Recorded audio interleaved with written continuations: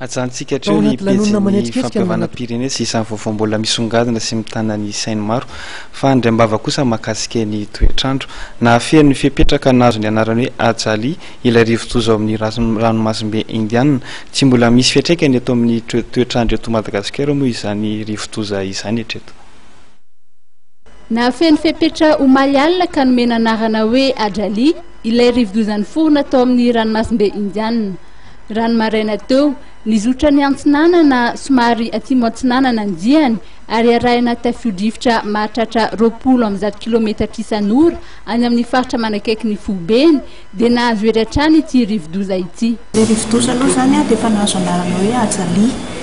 dia any amin'ny 20 kilometatra atsinanan'ny Sambava misy ny Fobeny tamin'ny 1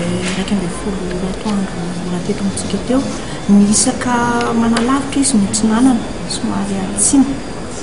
dia rehefa avy eo izy azo hery ihany sady mbola mitomby ihany heriny no iverina iakandrefana dia manantona antsika moa zany fa tsy vinavinaina tsy mikasika ny nositsika zany fa hatreo nosy tafavonarenao eo no izy dia eo izy no mahazo valina farany. Raha ny toetrandro indray no resahana dia isy ny oram-pahavaratra. Dia ny toetrandrontsika indray misy ny oram-baratra oram-pahavaratra zao manomboka amin'ny toerana indrindra faritry ny afovoan-tany vokatry le fisian'ilay front ilay ao atsin'ny océan zany misy an'ilay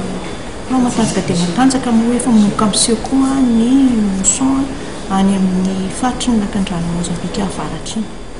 Raha ny vinavina moa dia eo amin'ny 3 na 4 eo ireo rivo-doza mahery andalo eto Madagasikara amin'ity vanim-potoana ity.